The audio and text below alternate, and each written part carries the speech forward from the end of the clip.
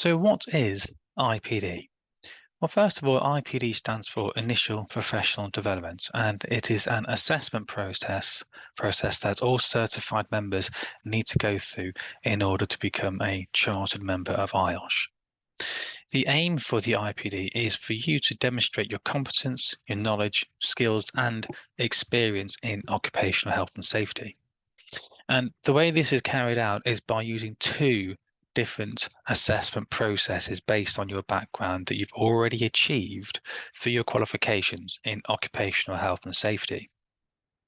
The first one that we'll take a look at is the Electronic Skills Development Portfolio, or SDP as we refer to it as. And this is a practical-based assessment process, very similar to that of an NVQ or SVQ.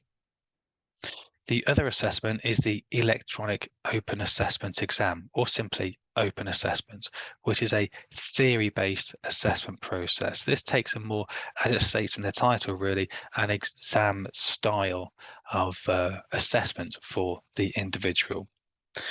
We'll take a look at each of the assessments individually, and we'll start off with the Skills Development Portfolio.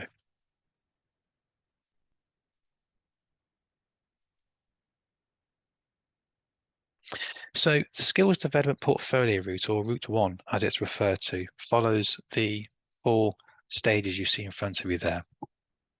And that will involve completing the skills development portfolio, of course. Then there is a CPD review, or review of the CPD, a peer review interview, and then finally your charter membership is awarded. But what's involved in the skills development portfolio? So it's an evidence-based assessment process. As I mentioned previously, for those of you familiar with the NVQ format, this is very similar, or SVQ as I say. It is produced online via the My IOSH and My IPD portal. You are asked to choose 7 criteria from 5 elements that we have. There is a background image there of the elements. We are, of course, able to send that out to you upon request, so you can take a look at the elements a little closer, and you'll be able to make your decision as to which criteria you'll be selecting.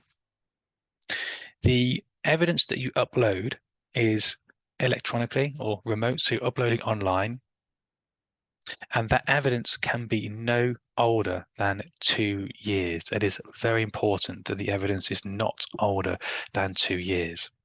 If the evidence you submit goes over the 2-year time frame, your assessor will not accept it, and it will be sent back to you for review. You will also be asked to select a different example, as I say, that evidence cannot be used in any circumstances if it is older than 2 years.